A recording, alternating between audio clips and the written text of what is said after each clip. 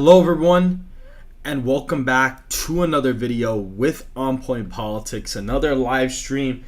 And today we are going to be talking about more 2024 and the potential VP pick for Kamala Harris, because this is something that's becoming very fascinating with Kamala Harris. She is currently looking for her VP candidate, and so it is fairly fascinating that we are, in fact, looking at this, because clearly this is becoming very, very, very interesting. Obviously this was a last-minute campaign, kind of just threw a bunch of stuff together.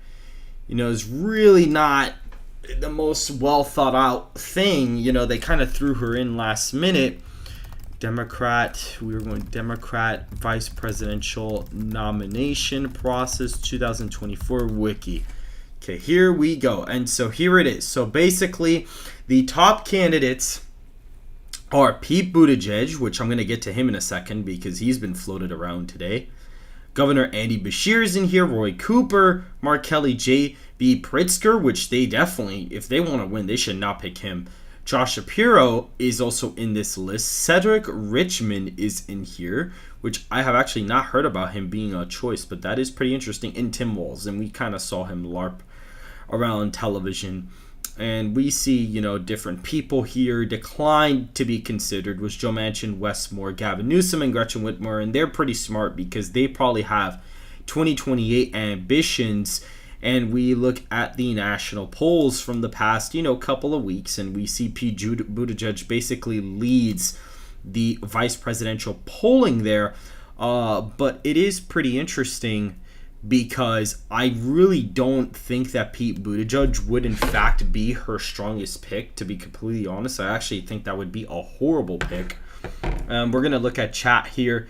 Do you think that Lichtman will be right this time? If he doesn't flip one of his keys now, he's not going to be correct, because Donald Trump more than likely is going to win.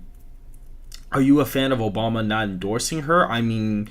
The fact that she hasn't even been endorsed by Obama is pretty bad. And Black Lives Matter also hasn't even endorsed her either, by the way. Oh, look, Barack Obama, Red Line Politics just posted this. Barack Obama believes Kamala Harris cannot be Donald Trump and will not endorse her right now. Yeah, he's smart. Whether you like it or not, Obama just doesn't.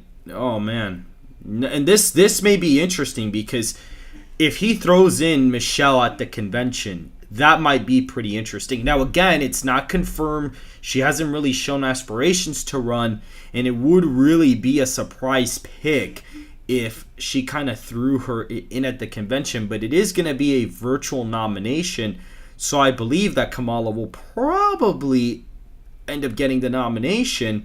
And yeah, he's smart. Obama, whether we like him or not, he's politically savvy. He knows that she cannot beat Donald Trump. It's fairly obvious. Yeah, Obama doesn't believe Kamala Harris can beat Trump, and this is why he hasn't endorsed her. It's fairly simple. It's not that hard to really put together this concept. It's really not. What is this? 2020 voting demographics show if 5% more non-college graduates whites voted, if only 4% fewer college-educated, Trump would have won the popular vote. Huh.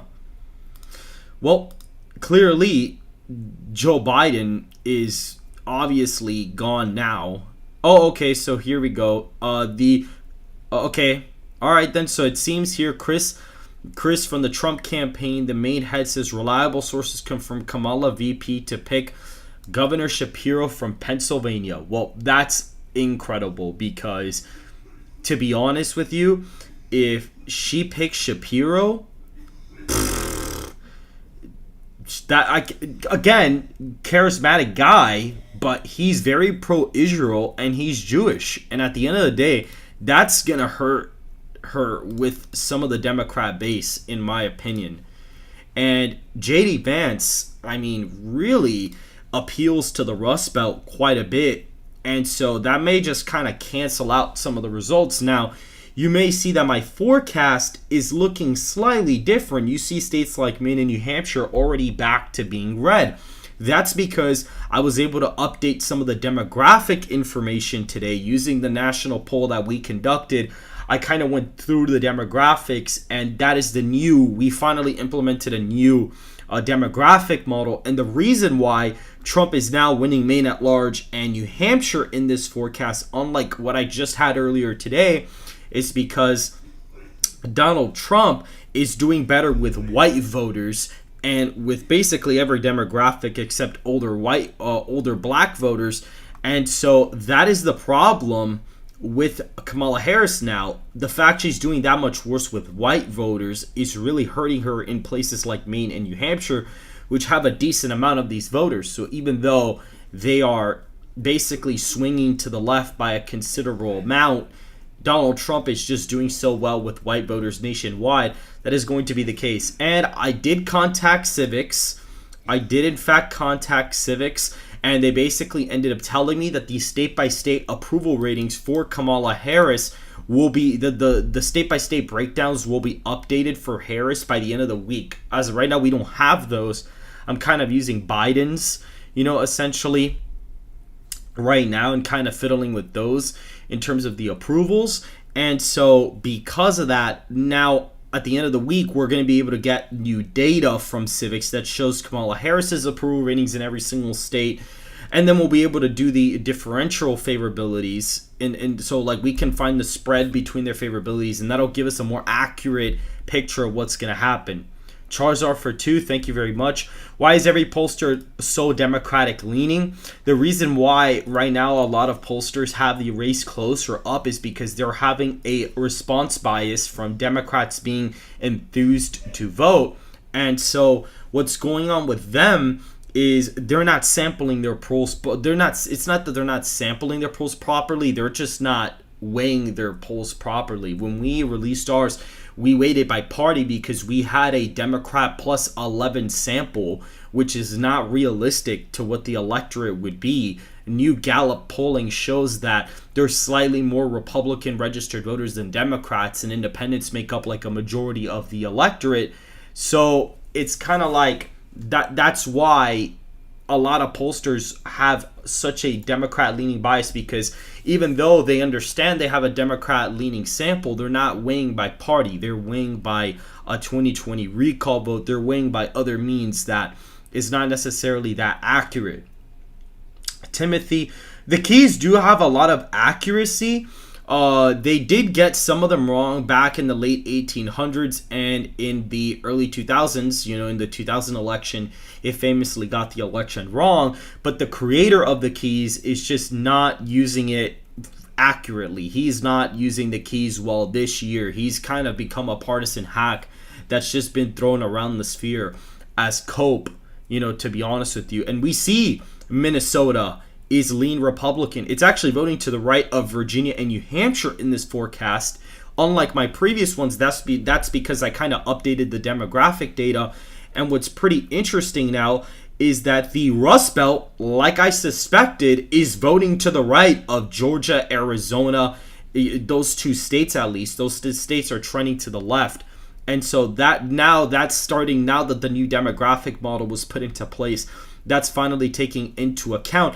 And just to prove to you guys that polling doesn't really affect the model, I've actually completely removed polling from my model. The only polls we are going off of are national polling right now. No state polls are being used in the model whatsoever.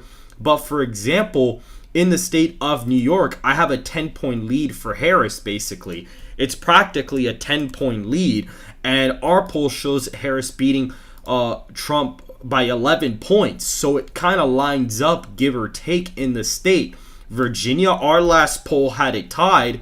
And right now, I have the state roughly tied here. Trump is narrowly winning the state. So clearly, we see a little bit of a shift here. Charizard for 2. What is your VP prediction for Harris? Honestly, I don't know. It seems like it's going to be Shapiro based on online reports. Timothy, I think we need to wait 2 weeks because right now your speculation just can't hit, which can hint what you're going to happen. Well, I mean, I got rid of because I realize with the polling data, different aggregates have different polls that they factor in, and it's just like, okay, there's no point in it's gonna be like somebody can be like, oh well, you picked this aggregate and not this one, and I could have had a more correct one. So to avoid all that mess, I'm just going off of approval differences, the 2016 results and 2020 results, and I'm going off of the demographic model that I have constructed based off of the national polling data that we got from our previous poll. And I'm probably going to end up creating a model with multiple polling aggregates, and I'll probably plug that in at some point.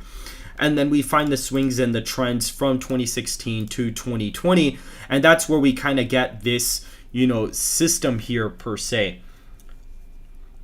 We see here, Tom Peters, where are you getting your data from in your forecast? The idea of Illinois, New Jersey being close is ridiculous to me. Well, New Jersey, all the data has basically been within 5 points. I mean, we had a poll come out that has New Jersey as a 5-point victory. My forecast here actually has the state as a 4-point win. That's more Democrat than what the newer polls were actually showing, by the way.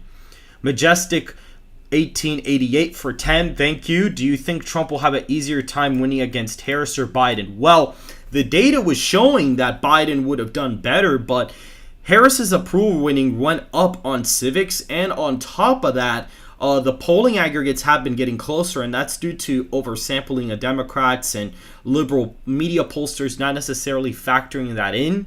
So that's also a little bit of an issue too. However, I think at the same time, again, the favorability difference is the way to go when it comes to predicting these elections. That's mainly the way I like to go.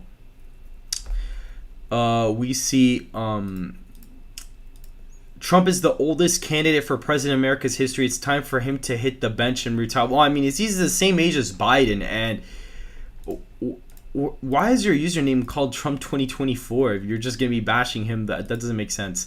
Donaldus for I don't know what that is. I believe that's euros. I believe so. So for 250 euros, thank you. Dem voters may underestimated like rep in 2016. I don't really think so, because even when I polled Wisconsin with SoCal, we had a hard time finding rural voters, and those voters break for Trump way heavier than they did for Obama or any other candidate in the 21st century. So that's kind of why, it's really not I don't think they're going to be underestimated the same way. And again, the spread of the favorability between the candidates tends to be a very accurate way of actually looking at what the popular vote could be. And since there are third-party candidates, the popular vote may actually be bigger than 6 points, and that's why you see the model having an 8.6 percentage point victory. And it even makes sense because Virginia's been trending to the left the past couple of cycles. So for Virginia to be a tilt Republican margin in the popular vote almost be 9 points actually makes a lot of sense, because Virginia's been trending 2 to 3 points to the left every single cycle since 2012. And so I expect that trend to continue based off of the calculations that have been done for the swing and the trend from 2016 till 2020. So that's basically what it is. And so that's pretty much what we're looking at as of right now in terms of the Electoral College.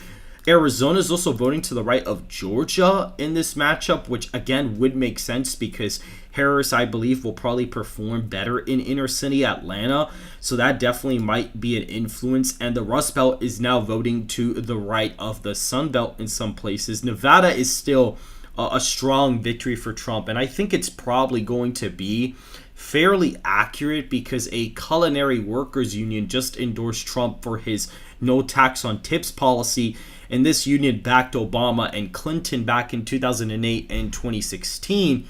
So definitely I think that's going to play a factor into the state's position.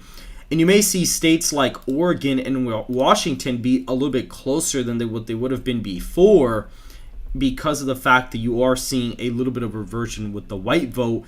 But Hispanics, for whatever reason, in our data show Harris doing a little bit better with them. And so that's why you see California and Hawaii kind of still be in that safe blue column as of right now. And then when you factor in age groups and things like that, I mean, at the end of the day, The demographic model actually, when you get all the data from the race, like the woman and male vote, you get the age groups, you get the education group and the racial groups. When you do the demographic model, Trump ends up winning 347 electoral college votes. So, I mean, whether you like it or not, this is what the demographic model is even showing for the electoral college. The approval differences and the state trends are merely there to correct whatever the demographic model would be showing.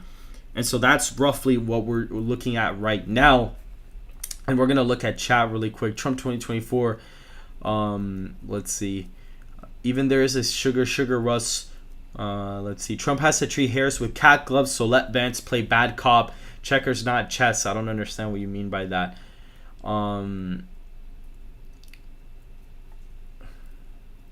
But either way, at the end of the day, right now, Donald Trump is in a strong position to still win the Electoral College by a pretty decent amount. And I'm actually more confident in Illinois voting to the right of Colorado this cycle, especially now that Harris is the nominee, because of the fact that Harris will probably perform worse with liberal voters and or perform a little bit better with the far left, which there tends to be a little bit more of them in Colorado. But in Illinois, I expect her to underperform with the rural voters in the south side of the state. I mean, if you look here, there's just there's still a lot of room to grow in some of these counties for Donald Trump, to be honest. I mean, he still has a couple points more to gain, especially in this western part of the state. I think against Harris, he may do a little bit better. You may see counties like McLean flip to Trump. You may see a county like this one flip. You may see Rock Island County probably get competitive. You may see St. Clair County probably even flip, and Jackson County will probably definitely flip to Trump as well. You may even see Winnebago County probably even flip to Donald Trump, and some of the exurban counties outside of Chicago possibly even flip. More than likely, DeKalb County here in Illinois may possibly flip, to be honest. And so that's roughly what I'm looking at in terms of the Electoral College margins. We see here, hey Lester, how would a map with margins if Trump loses the Electoral College but wins the popular vote? If that were to happen, basically the entire Rust Belt would trend 10 points to the left for that to happen. In order for that to happen, you'd probably would see a really weird map. You'd probably have to get something like this. Literally, this would basically have to be the map. If Trump were to win the popular vote but lose the Electoral College, this is probably what the electoral map would basically look like. I mean, this is probably what it would look like, because you would have to get the closest margins possible in order for that to happen. So probably this is what that map would look like. So if Trump lost the popular vote, or won the popular vote but lost the Electoral College, this is probably what that would look like, more than likely. And it looks super, super weird. It wouldn't make any sense. The entire Rust Belt would trend to the left like crazy, and the Sun Belt would have to be deep, deep red in order for that to happen. I'd argue Georgia and North Carolina would even have to be safe Republican for that to happen, basically. It would be a really one-sided map for that. Have you checked if your model predicts 2020 using your pre-2020 data? It does predict Biden the winner, but it does get 3 states wrong. It predicts Florida blue, North Carolina blue, but Georgia red. So that's basically what I have in terms of the 2020 model margin, pretty much. That's basically what I have for now as the margin for 2020.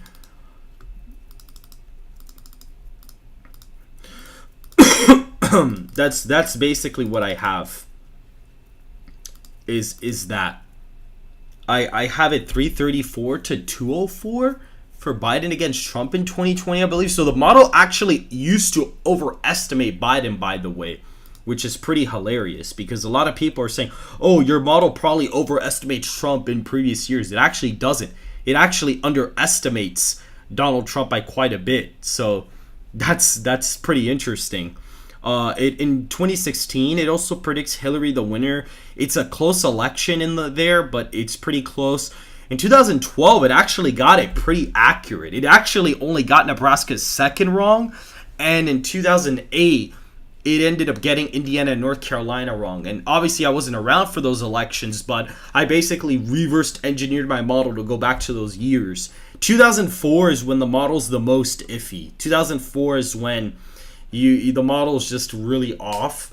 And the way that I'm doing the model now, you could probably only go back. I wonder if you could look up Hillary Clinton's favorables, but if I were to retest the model again like this, I wonder how it would go actually, because I think that I may get a more accurate result without polling data, because a lot of the approval differences in some of the states were actually fairly accurate, which was pretty interesting. I may actually look at 2020 again and see how it works like this, but the last time I tested the model, it did get it pretty close actually. Like, it wasn't that off. Some of the state margins were good, some of them were a little bit off, but we'll see. Wow, so your stuff seems legit. That's good news. I mean, I try my best. There may be a possibility I get a few states wrong, but I doubt I'm gonna get the winner incorrect this cycle. Do you think Trump has a chance at flipping New Jersey? I mean, it's possible, but right now he's down in the model by quite a bit. I mean, he's down by 3.8% in the state. He'd basically have to win the popular vote by like 11 to even have a chance of winning there. I mean, it voted 11.5 points to the left of the nation last time. So unless it trends a couple points right, it's going to be pretty difficult to see the state flip as of right now. Like, it's going to be pretty hard to see that flip. This was all of the partisan leanings of the states back then. And so I expect the Rust Belt to kind of trend to the right again. But Georgia and Arizona, I think, are probably going to trend to the left by a couple of points this cycle, but not enough to where they're voting to the left of the nation.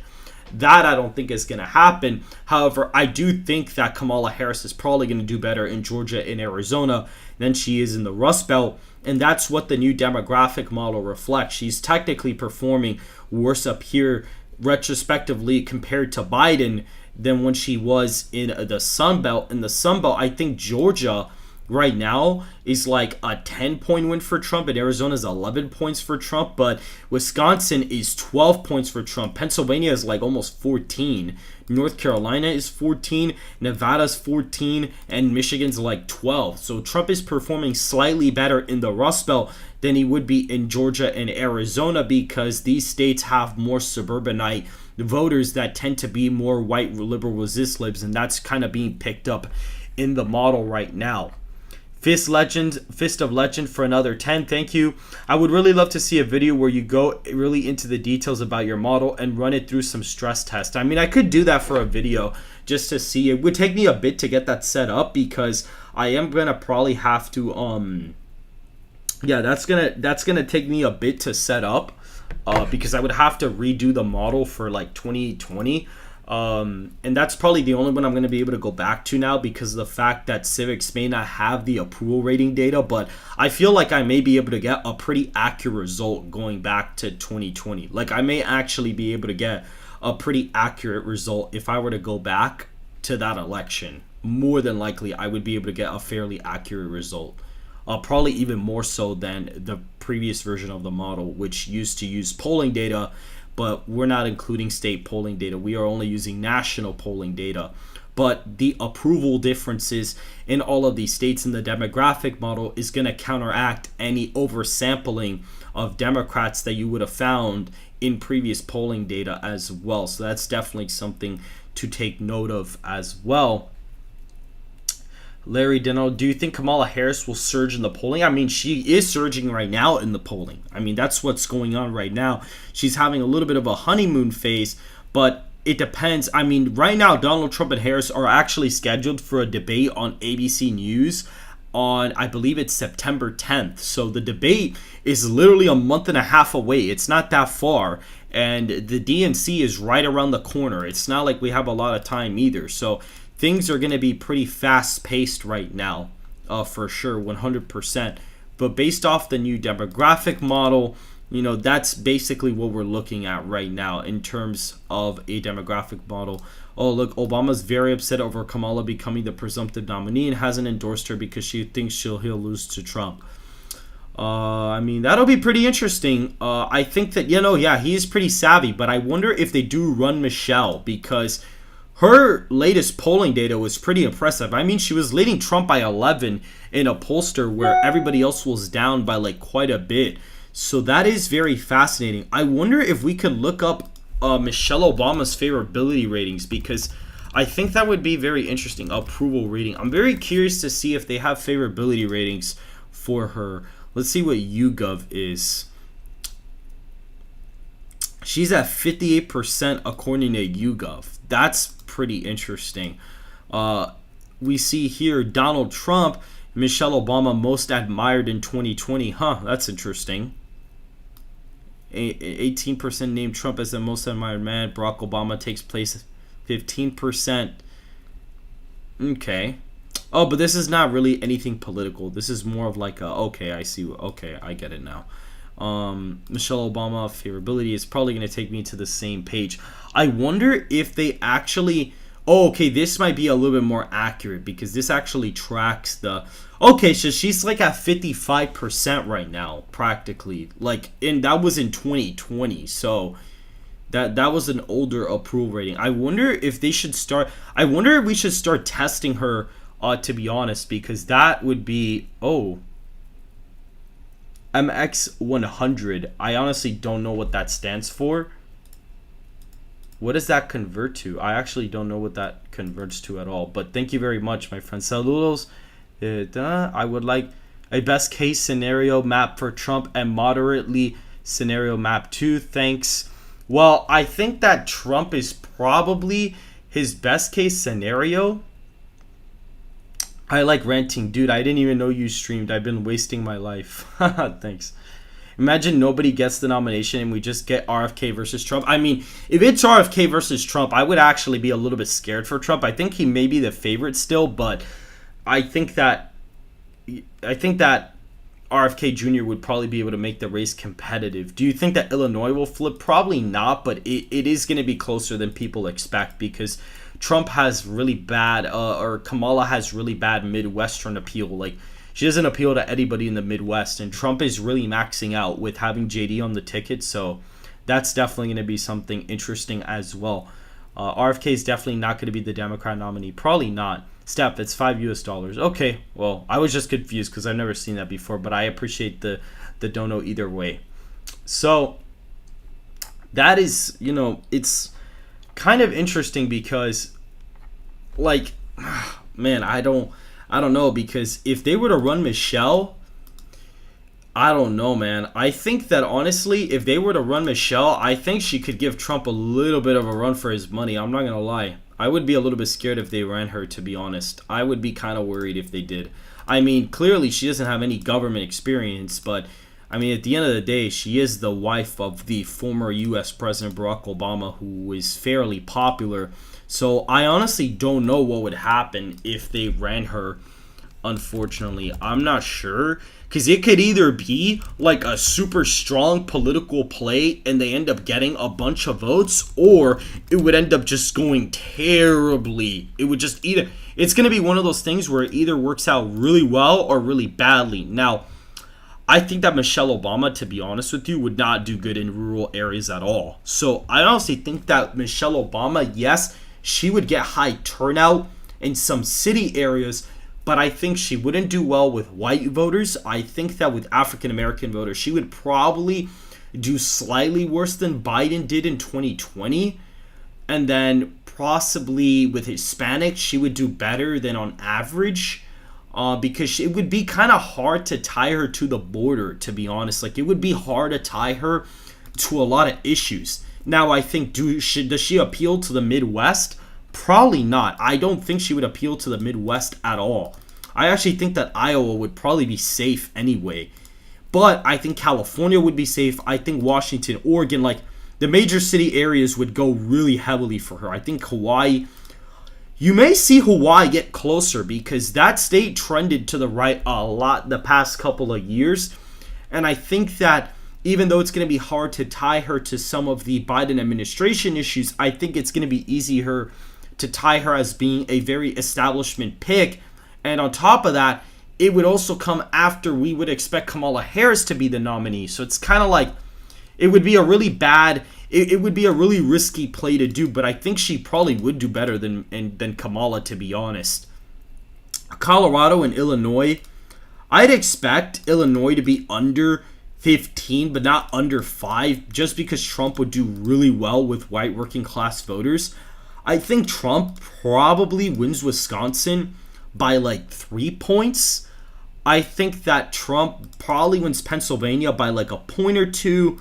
And I think Michigan, I think the Rust Belt would go to Trump fairly easily in this scenario because she doesn't appeal to white working class voters. Now, Florida, I think would be likely. Maybe Texas would be in that likely Republican column. Nebraska's second. I don't think she would appeal to those suburbanites either.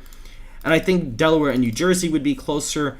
I think she does do well in a state like Maine, but that's a little bit iffy. I think Virginia, she may do well.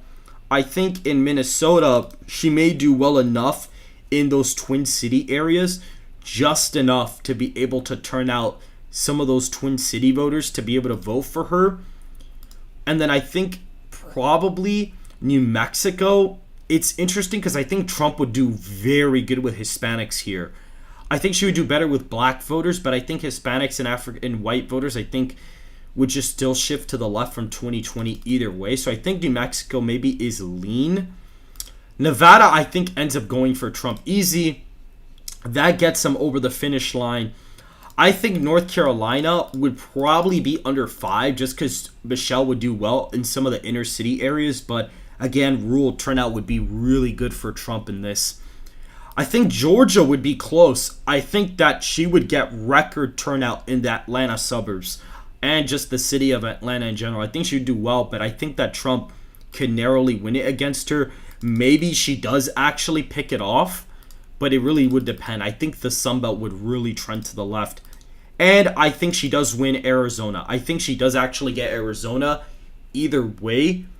I think that she would probably win Arizona by like a little bit, almost a point. I think almost by a point is the Arizona margin that she would more than likely get. So I would say maybe Trump 3-0 something to 236.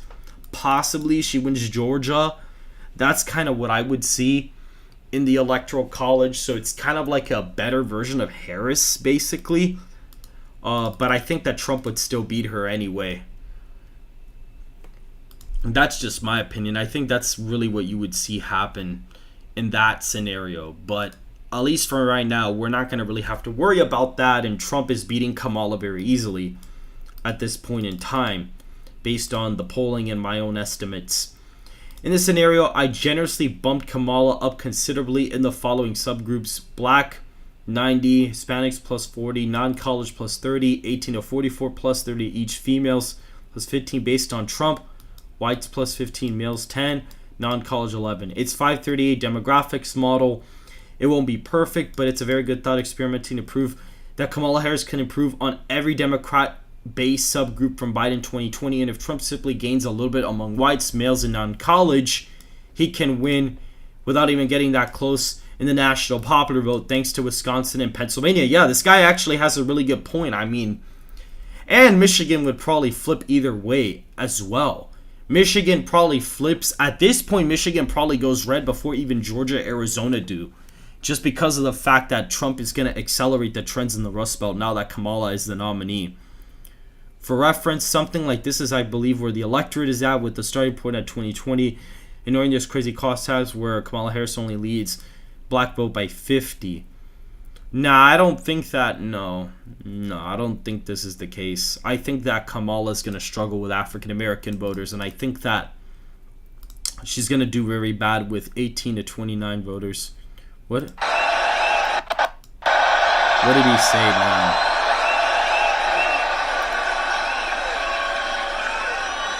For 3.5 years, Lion Kamala Harris oh God, he's attacking Kamala already. Has been the ultra-liberal driving force behind every single Biden catastrophe. She is a radical left lunatic who will destroy our country. Not gonna lie, he sounds like 2020 Trump now. he just sounds like He just sounds like 2020 Trump, except arguably this attack line after the Biden administration has happened is arguably going to work better. But this basically is going to become like 2020 Redux, because these are literally all the attack lines he used on Biden. But except Biden actually has the bad track record, and Kamala arguably is more responsible for a lot of these things. If she ever gets the chance to get into office, we're not going to let that happen. You know, I was supposed to be nice. They say something happened to me when I got shot. I became nice. And when you're dealing with these people, they're very dangerous people. When you're dealing with them, you can't be too nice. You really can't be. So if you don't mind, I'm not going to be nice. Is that okay? It's like 2016 Trump and like 2020 Trump put together. That's kind of funny. Nice.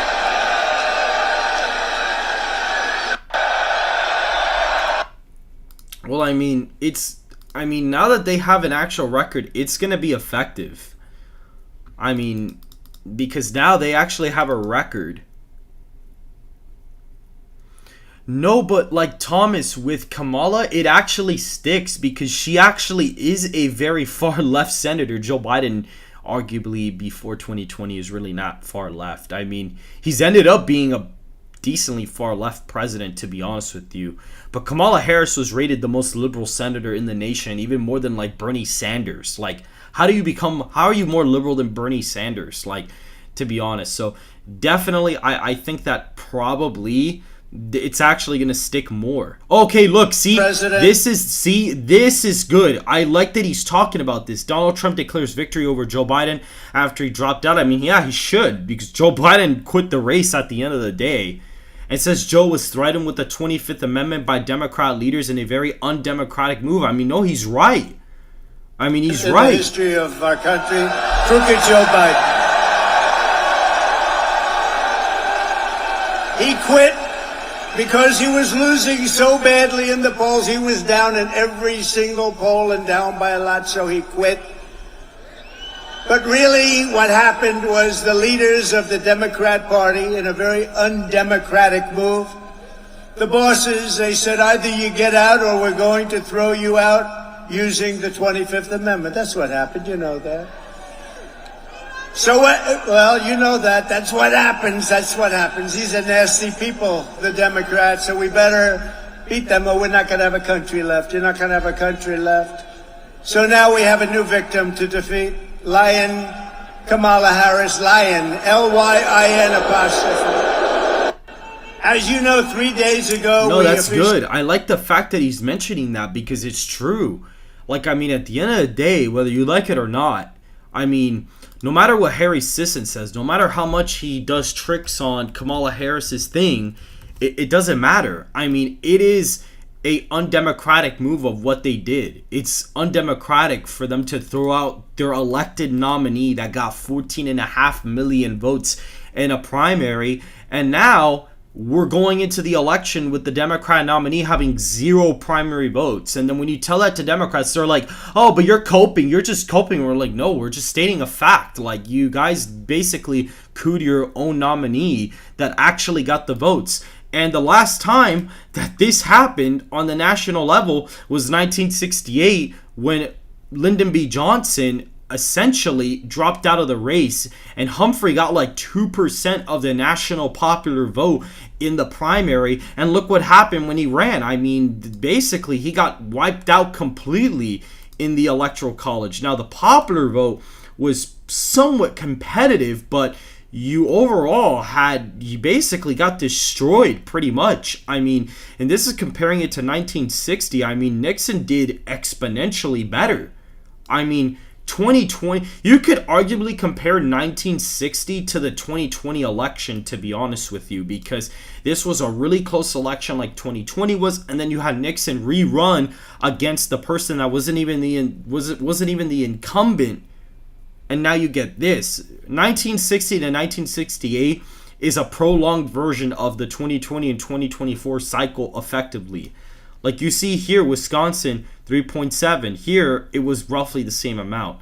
What was Pennsylvania? 2.3%? And you had 3.6? the Rust Belt actually trended to the left from those 2 cycles. But you saw Nixon did better because he was actually able to coalesce some support, and the popular vote was actually roughly tied here. But then you had the third party actually take a decent amount of the votes away. So look, in a primary where the Democrat nominee was just kind of selected in there without getting most of the primary votes, you had a big third party challenger. I think RFK is probably going to start gaining at some point in national polling. I mean, we have him pretty high. I think we have him anywhere from like 6 to 8% or something like that. That's a pretty high number. And I think in our national poll, third parties combined for a pretty large sample of the vote. I think, yeah, because you have Chase at 4, Jill Stein at 3, then you have Kennedy at 9. He's actually at 9%. Third parties are combining for 16% in our poll. And I think it's really dumb that Alan Lichtman is not flipping the keys, because that's going to be interesting. Trump is decimating Kamala Harris's record bar for bar, his arena packed rally in Charlotte right now. I mean, no, he's going great. I mean, he's doing good. Who's the worst? Will they replace Kamala? Oh, wow, that's crazy. I didn't think he would talk about that. What also I think is very interesting as well, because another thing that I think is interesting is because I'm pretty sure that, oh wow, GovTrack just deleted their 2019 page that ranked Kamala Harris as the most liberal out of all 100 senators. That's actually really funny that they deleted that page. Oh god. Okay, so pretty much we basically see that Donald Trump, is in a strong position to win. Our RMG research, Rasmussen, has Trump up 2 points with registered voters. Yeah, no, I love this guy. He basically goes over music and stuff like that, but damn, like, what? Like, come on, no. He obviously is politically savvy enough to understand that Trump is going to wipe the floor with her. I mean, it's very obvious. Sorry, but Trump more better than you. What? Okay. How is it that RFK is wildly different numbers? In some polls, he polls in low single digits. In others, he is in 15%. I mean, it depends on the party sample and the sample that you get and how you weigh the poll. We weigh by party, so it tends to be a better representation of where the electorate's probably going to be. I mean, I think we have in our electorate, here, when we weighed it out, it's like 38% Republican, 36% Democrat, and then we have like 26% independent. But that would make sense because Gallup polling is showing that there's slightly more Republicans than Democrats in June of 2024. Like, more people are identifying as Republicans than Democrats right now, and so it would make sense to have a party sample like this. And in 2020, the results were also not vastly different either. I mean, if we go to the 2020 exit polls, they weren't necessarily, it's not like a crazy difference. I mean, you had 37% Democrat, 36% Republican, and 26% independent. So it's not like we're going out of our way, bending backwards, doing all these like magical tricks to get some insane sample. It's basically almost the same thing as 2020, but arguably it would make sense to have more Republicans than Democrats because more people are identifying as Republican according to Gallup polling based off of the race as of right now. So I think that is very fascinating. Suburbs broke for Biden by 2. Small rural cities broke for Trump by, I think that's 15 exactly. Oh, that's interesting. Huh. Trump is probably going to do way better with that margin against Biden, more than likely. He's going to narrow the gap with all these groups, to be honest. Are you white or non-white? White. So Trump won white voters by basically 16 or 17 points. Trump got 26% of the non-white vote. So that's interesting as well. We see a question for Trump 2020. Oh, okay. All right. Do you think Vance will run in 2028 if Trump wins? Yeah, well, if Trump wins, then I think yes. I think that would be the case. I think that probably would happen, to be honest with you. I think that probably could actually happen. I believe SoCal Research and we are doing a little bit of an experiment. We're also kind of in touch with Ready Go Politics on this as well. We may possibly be doing an exit poll survey. So that's also what we're doing too. So like, you know how New York Times, like we pull up exit poll data right here? We're basically going to probably end up doing the exact same thing for 2024 on election day. So it'll be kind of cool. So we'll have like On Point Politics, Red Eagle, like we'll have our own like national exit polls to kind of go off of. So that's going to be really nice as well. And we'll even probably, I think when we do it, we may include like a popular vote margin as well. So that'll be pretty nice to do too. If we can go ahead and get that as well, because if we have that, we'll have a good idea of where the electorate's going. And if we look at early results like in Kentucky, like in certain counties, and they're breaking for Trump like 90-10, like we'll be able to tell based on like precinct data, like whether Trump is going to do well in like certain Midwestern states or not. Like we'll kind of be able, like we'll actually be able to have a better picture of the night once Kentucky and Indiana are pretty much fully in. Like once those are in, we'll have like a good idea of where things are going to go. And then Virginia starts counting. And then like New Hampshire in a couple places, I mean, start counting already too. So Vance will run in 2028. Not guaranteed nomination. Not guaranteed, but he is in the lead in polling now. He is actually in the polling lead. Omar sadly says, is this going to be a daily podcast? I liked yesterday when you roasted Mr. Beast.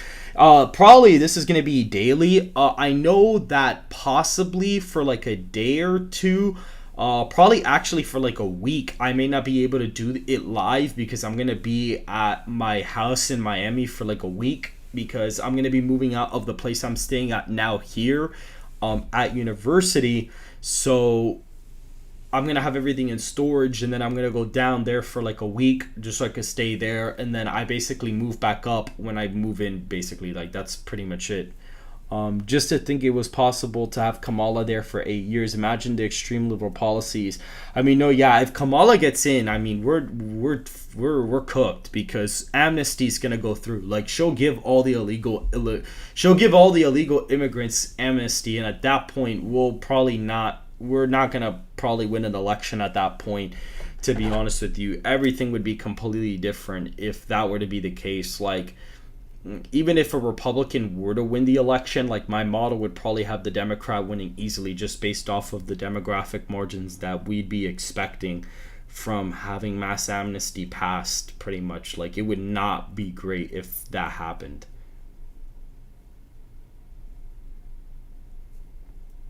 So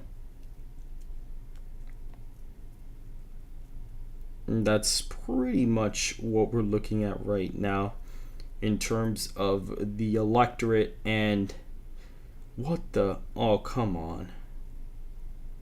Drake is reportedly happier after the Kendrick Lamar beef. Oh my god, there's no way. Really? Wow. He's pretty jolly. It's funny. But yeah, so this is basically what we're looking at. I mean, I wonder who the VP is going to be. I'm very interested to see who that ends up being because I'm going to be Logan Paul on Impulsive offers Donald Trump $12 million for the hat. Oh, hell no. He better not sell him that. No way.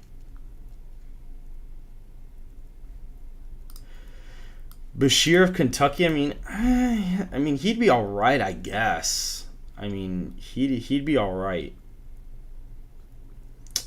Anyone who calls Kamala a DAI hire is blocked. Anyone who talks about her about her not being a mom is blocked. Anyone who pushes gossip about her is blocked. Anyone who says racist or sexist is blocked. Block me right now.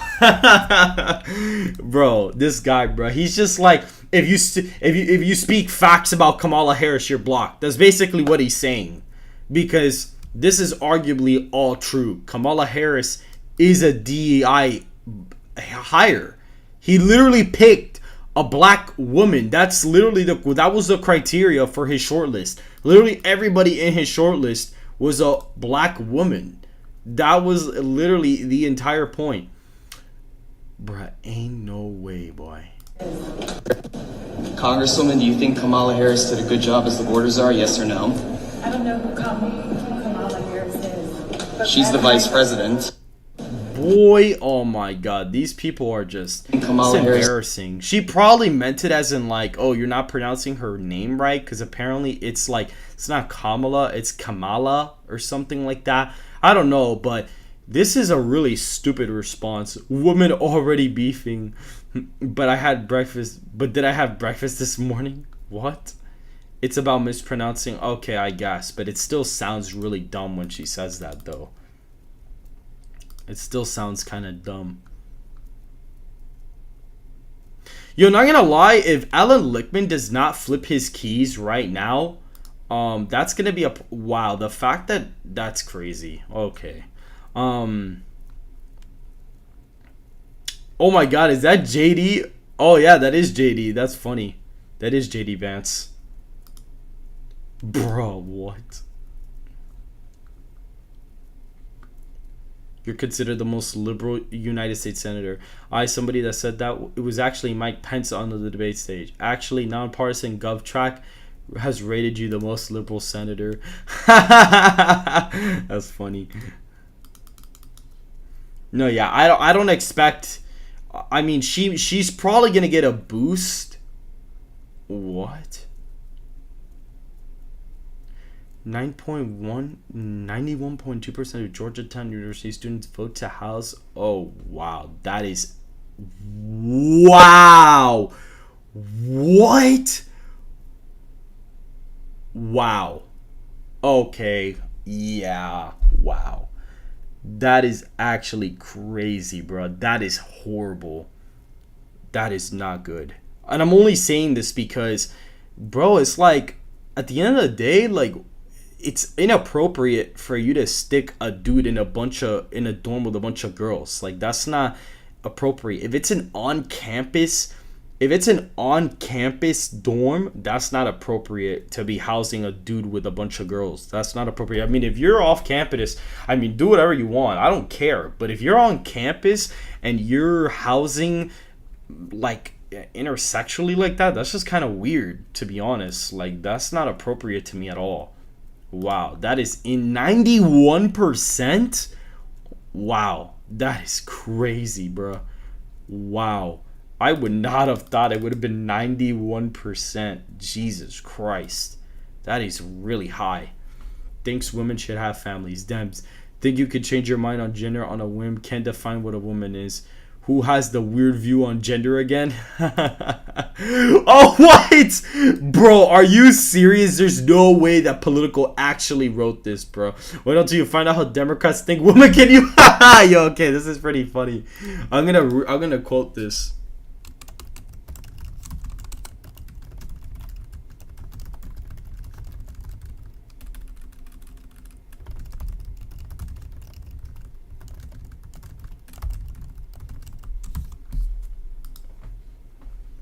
Bro, that is crazy, bro. They are reaching so. Of course. Why am I not surprised? Why am I not surprised? It's so funny, dude. If you guys watch her rally, it's just a bunch of white people. It's a bunch of white old resist libs. That's the only people that went to her rally. Donald Trump is actually getting way diverser crowds than the Democrats have been the whole year. I think that's really funny. I actually think that's super, super funny. I think that's hilarious, to be honest. I think that's funny. I really do. And it's like on full display here. Like, Obama hasn't even endorsed Harris, but Olivia Rodrigo is? Bro, that's crazy, bro. That's insane. That just goes to show, like, it's very apparent that, yeah, it's very apparent. At the end of the day, even Obama is more African American than Kamala Harris is, because Obama actually has a white American parent. Like, both of her parents were not even from this country. So it's like, so that might have to do something with it too. He probably just doesn't identify with her the same way. He probably doesn't even appreciate the racial pandering that she does, to be honest with you.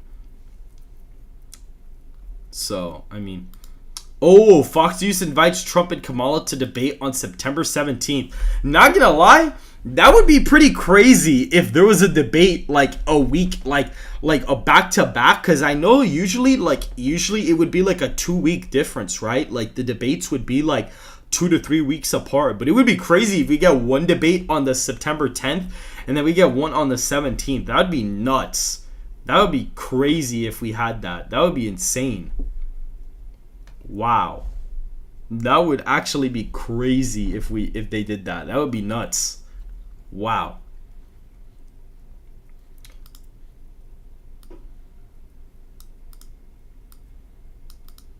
Trump should play hardball. Favorable rules, moderator form, etc. The last debate knocked the people's chosen Democrat candidate out of the race on Biden's terms. He doesn't owe one to the replacement. She can play on his terms. Yeah, that's true, to be honest. I would agree with that at this point. And I mean, he is the one that, I mean,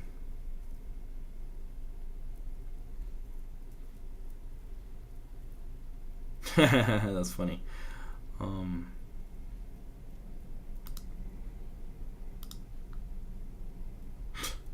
No, yeah, this is not. Yeah, no, it's not looking good. And if I believe you, and if you believe that I have an oceanfront property in Nebraska, I'd like to sell you. Oh, that's funny. Donald Trump supporters flipping to Kamala Harris. That is not. Yeah, no, they're not. And if you believe that I have a oceanfront property in Nebraska, I'd like to sell you. Yo, Ron DeSantis is actually funny for that one. That was actually a funny tweet. That's the first time he was like genuinely funny. Damn, that's crazy. You see, bro, like, this is why I like doing videos. This is why I like doing this kind of stuff, so people can get educated, because somebody posted this map online thinking that this is actually going to happen. This is the average United States citizen's idea of where the political leanings of each state are. I almost think it's, like, genuinely embarrassing for you to even think this. Like, I genuinely think it's, like, not even okay. Like, you have to be, like, I feel like you should at least have an understanding of, okay, Wisconsin, Michigan, Georgia, North Carolina, Arizona, Nevada are the toss-ups. Like, even if, I don't agree with that, because I think that the race is going to be a landslide, but realistically, I believe that those states are voting 1 to 3 points relative to the nation. So they are effectively the toss-ups of the nation. So at least if you're like, okay, those are the toss-ups or whatever, then yeah, fine. Like, that's fine. Like, but like, for you to think that this is like even realistically possible,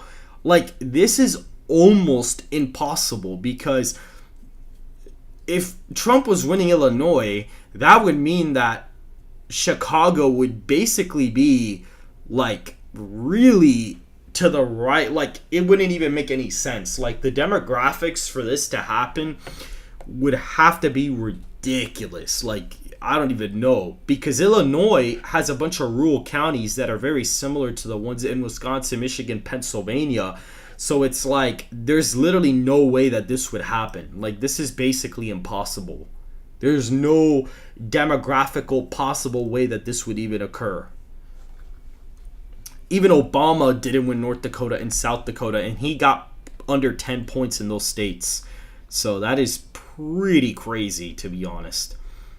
And so, alright guys, pretty much that is it for this live stream. If you guys did enjoy, please make sure to hit the like button and subscribe to the channel if you want more content just like this. And I will see you guys in the next live stream. Everybody have a good night.